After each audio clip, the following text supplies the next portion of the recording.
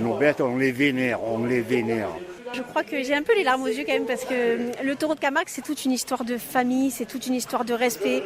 Nous sommes dans les arènes de Bellegarde, un petit village du sud-est de la France, dans le Gard. La foule y est rassemblée pour assister à une course camarguaise. Des hommes vêtus de blanc courent après de jeunes taureaux, souvent c'est aussi l'inverse.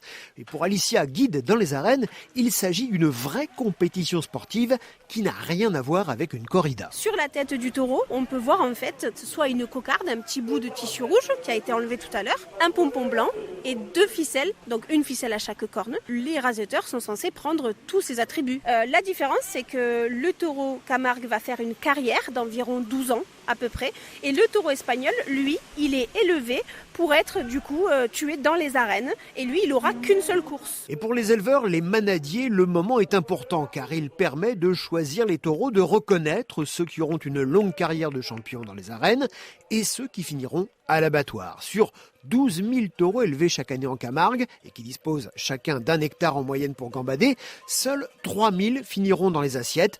Un choix toujours difficile pour Michel Fouque, il est éleveur. Ça paraît cruel en disant les choses comme ça, mais voilà, ça sera les arènes s'il est sportif, puis ça sera aussi, si c'est une vache, en qualité de mère reproductrice, donc elle aura une vie longue, qui peut aller jusqu'à l'âge de 18 ans, 20 ans. Donc alors décider, parce qu'à un moment donné aussi, on ne peut pas collectionner les bêtes, on a des naissances chaque année, donc voilà, on est obligé de faire un roulement et puis d'avoir une rentrée d'argent aussi.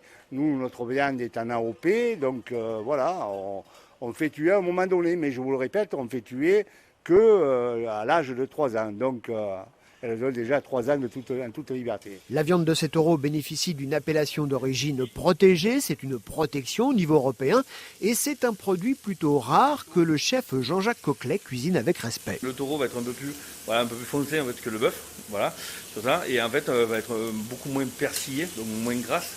Donc on va avoir un taux de gras entre 7 et 10%, comparé par exemple, à des bœufs qui vont arriver jusqu'à 20% de matière grasse.